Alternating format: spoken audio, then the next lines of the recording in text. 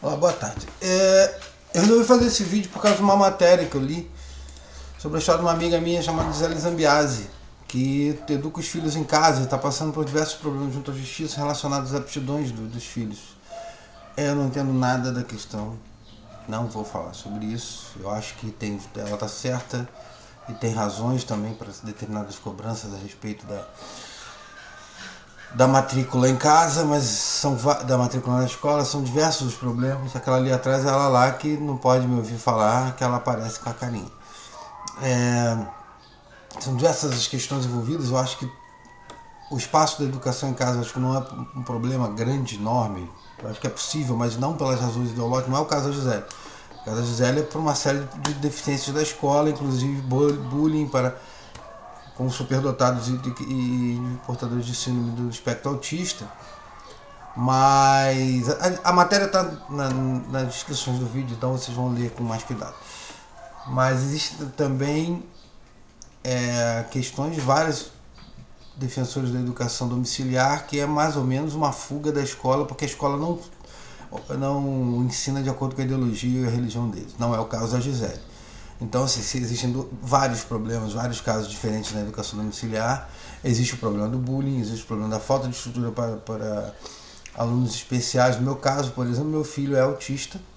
Não é autista sociável, no sentido, não sei o termo específico, mas ele não fala, né? Ele, por causa de uma questão de uma lesão no córtex cerebral, e ele tem um desenvolvimento, por causa disso inclusive, muito pesado. Ele tem um desenvolvimento emocional de uma criança de 4 anos, e é de escola nenhuma.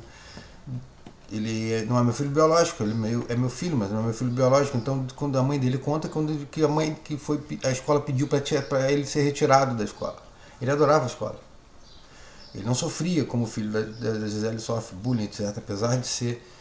Ele é muito pacífico, ele era criança, ele conseguia se lidar com isso de outras maneiras. Ele é muito esperto. As pessoas confundem a não maturação dele por causa da questão da fala com estupidez, e não tem nada a ver com isso.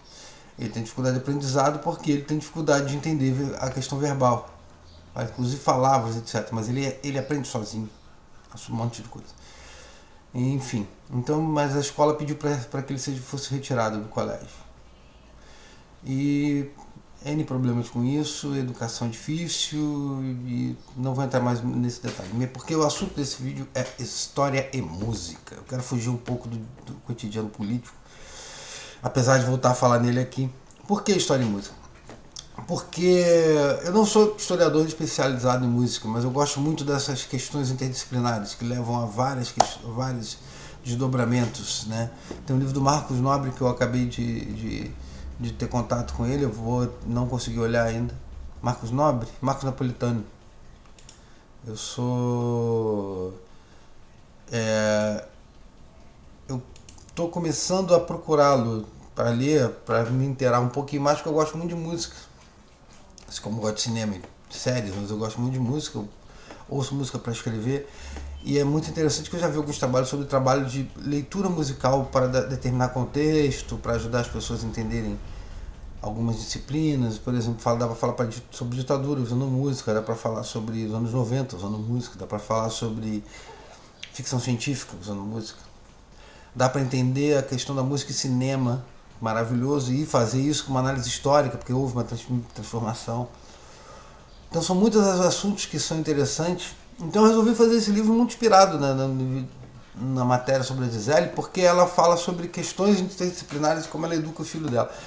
Os filhos dela, pelo menos um deles gosta muito de música e gosta muito de ler. Então eu fiz uma dica de livro para ela. Eu estou fazendo esse vídeo muito para a gente debater sobre a questão da música. Por quê? Porque para você trabalhar com música em história, você tem que entender algumas coisas. Primeiro que assim, a música ela é uma forma de arte, vou falar assim, digo, não sou especialista, tá? Mas ela é uma forma de arte que ela tem uma profunda relação com o seu tempo, como todas as formas de arte. E nesse processo da sua relação com o tempo, ela expõe processos técnicos de desenvolvimento científico, processos de transformação de mentalidades, processo de transformação na forma como as pessoas lidam com a arte, reproduzem e difundem a arte. Se você analisar historicamente a música, você vai ter desenvolvimento técnico da forma de tocar, que se relaciona com a evolução técnica dos instrumentos, a forma de tocar. Você tem, eu não sei, o teu amigo falou sobre dodecafonia, por aí vai. São vários tipos de variação sonora, de produção de som através dos tempos. Você pode pegar músicos fantásticos como Bach, Mozart, Beethoven, Chopin, Wagner, Strauss, e você fazer uma linha de tempo em relação à técnica, em relação entre influências e usos ou não. Você pode fazer uma análise sobre como essa música reflete o espírito do tempo. Tá? Tem uma coisa interessante que eu faço com arte plástica, por exemplo. Você não dá para separar o renascimento das grandes navegações, a mudança de perspectiva na produção de quadros. Tem um livro da... não vou lembrar agora. Eu estou até procurando nesse exato momento. História da arte é fantástico. Tem uma autora que fez um livro fantástico sobre 6 mestres que ela trabalha sobre a história da arte.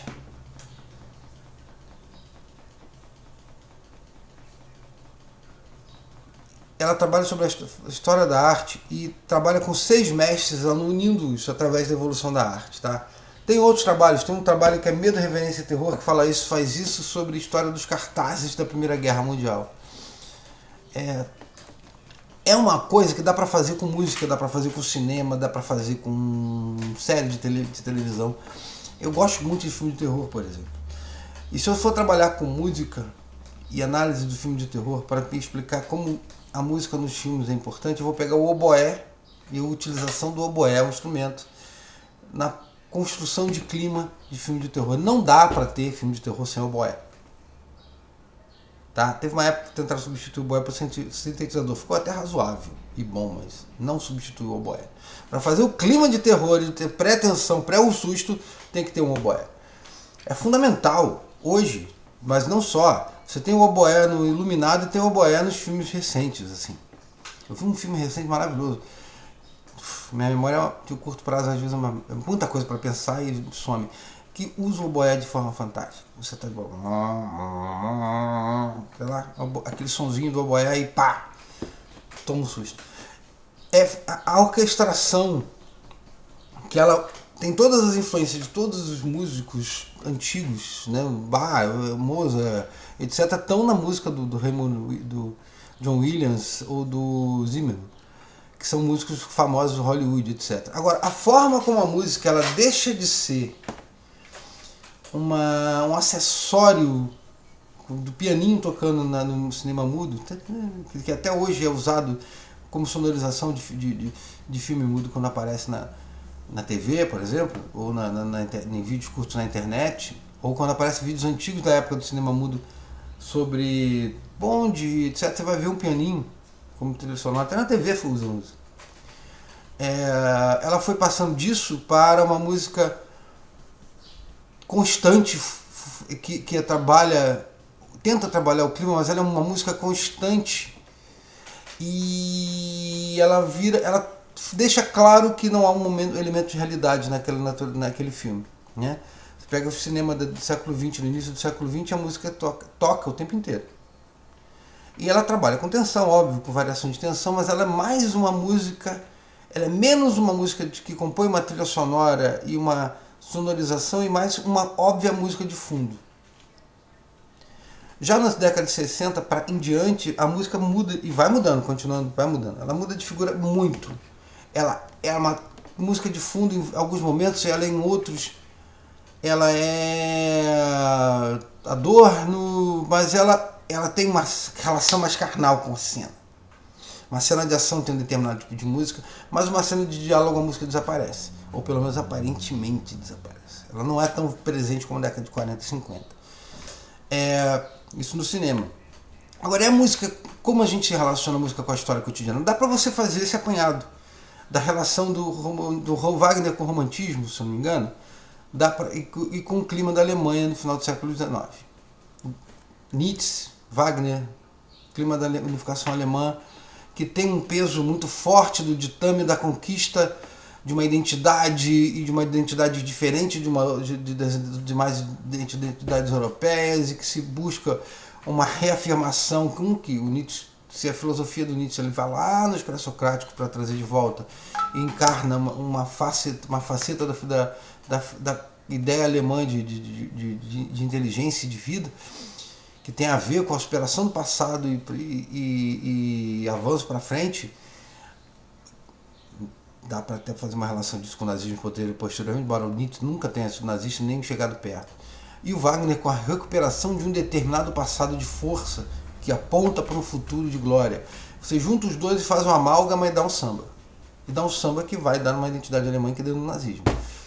Não é uma relação de causa e efeito. Eu estou analisando agora. Não dá para pensar naquela. Mas há uma influência mútua. E aí vai. Você tem também como fazer isso na França, você tem como fazer isso no Brasil. O Guarani, no Brasil, ele faz parte de uma identidade musical. O Guarani é do Carlos Gomes e tem a literatura do José de Alencar, se relacionam. Mas o Guarani do Carlos Gomes ele faz parte de uma ideia de nação surgida no pós-1822 e ela é determinante para você entender o caldo cultural daquele momento na elite branca.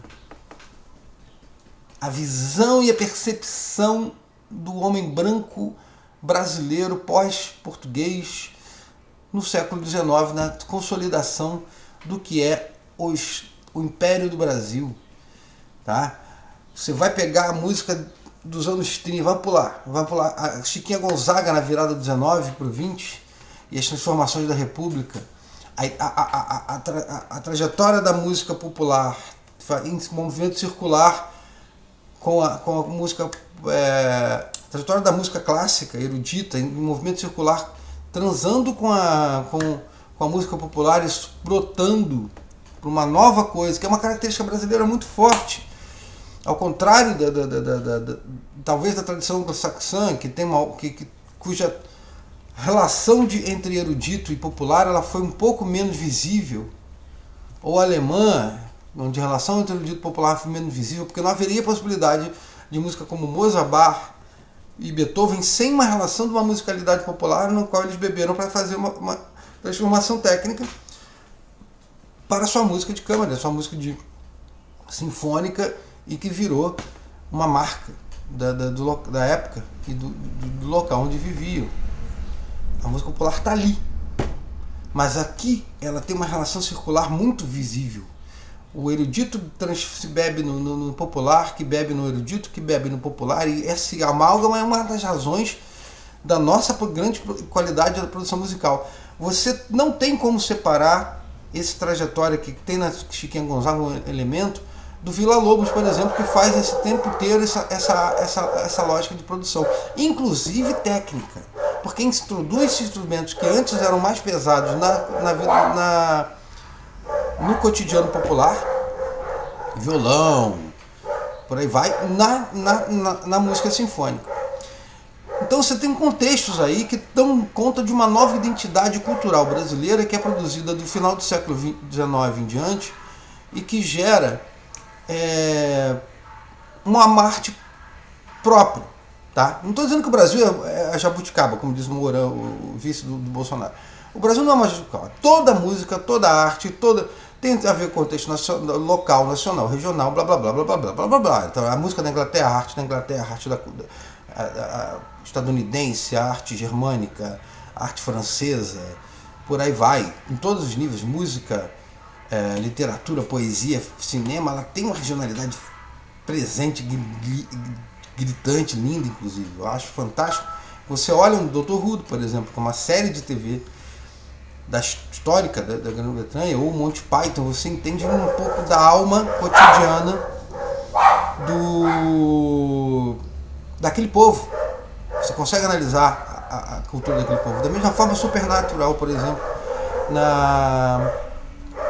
na TV americana, e outras séries. Você pode fazer exatamente esse processo. Filmes, dá para pegar. O Hitchcock é um criador britânico, né, que filmou nos Estados Unidos, mas assim, dá para você pegar de cinema, todo o cinema do D.W. Griffith, que era racista e amante da Ku Klux Klan, até o cinema atual, e você tem uma raiz, uma linha que tem um grande peso da forma norte-americana de fazer, estadunidense de fazer cinema, e que tem muito peso da sua própria identidade. Não dá para você ver Fargo, por exemplo, sem prestar atenção nesse tipo de coisa. E a música também. A música, como a música do rock and roll, ele é uma porrada de coisa, porque ele vem uma série de referências interessantíssimas e fundamentais da África Negra, um peso forte da musicalidade do Mali, na produção do blues, do rhythm and blues, início do jazz, e vai construindo uma outra coisa e produzindo outras coisas a partir, ainda dentro do ambiente negro. Depois tem uma relação com a indústria cultural e vira um rock and roll, e esse rock and roll vai bebendo outras fontes, vai bebendo volta pro folk, volta pro country, vai pro rap, vai pro funk, vai construindo outras produções e outras musicalidades, e rap, hip hop faz a mesma coisa, e vai construindo que são uma face da cultura daquele lugar e daquela época. Então dá para você trabalhar de várias formas com a música e a história para analisar contextos históricos e trabalhar com a relação entre história e música.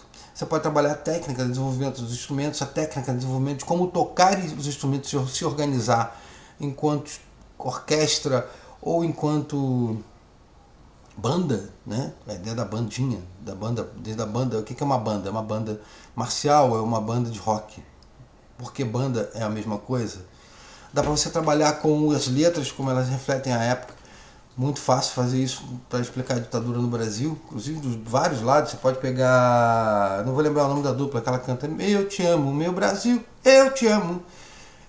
Dá para pegar aquilo, como é que você se relaciona entre a música de artistas que apoiavam a ditadura e artistas que não eram apoiadores da ditadura, com a perseguição a determinados tipos de artistas populares como Odair José.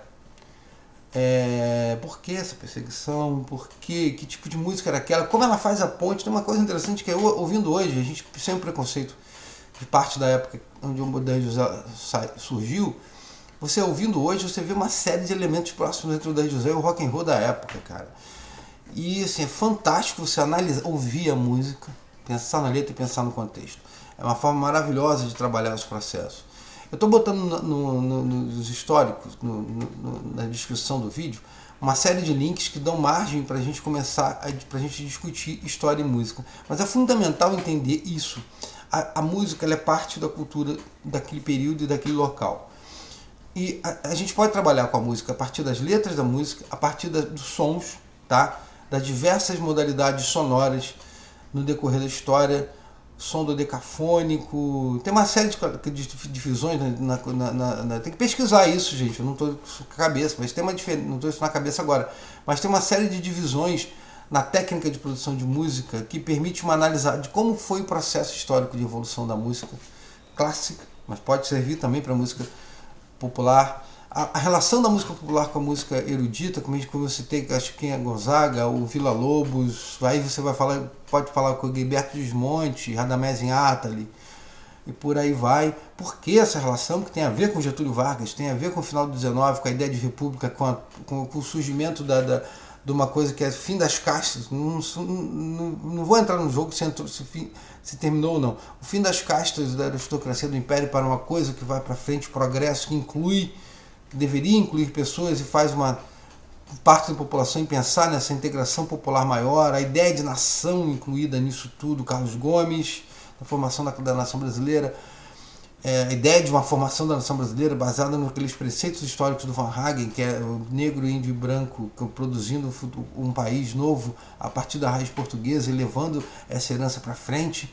Você pode falar da Chiquinha Gonzaga, essa primeira relação do impulso republicano para a transformação do Brasil, a ideia de modernização que para ela tinha a ver com uma ideia de integração entre erudito e popular para frente, a retomada do Villa Lobos junto com o movimento de Vargas, que tem uma relação profunda com Gilberto Freire e Sérgio Buarque de Holanda, que é como entender o Brasil e saber que o Brasil é mais do que a nossa elite pensa, complexidade do Brasil, os seus gostos, sua música, e que vai nos dar a Barquiana, que é uma inspiração de Villa-Lobos e Johann Sebastian Bach, mas também nos dá o Trenzinho Caipira, que é uma puta releitura do Villa-Lobos sobre a arte popular, caipira em si. Tem uma letra maravilhosa de Ferreira Goulart depois. Você vai ver o Egberto Gismonti já nos anos 60 e 70, numa releitura de várias fontes, e como os brasileiros ouvem uma música já com uma ideia de penetração profunda no caldo cultural mundial, uma releitura do Brasil sobre o mundo através da música, e vamos embora. Tem um monte de gente aí. Hermeto Pascoal.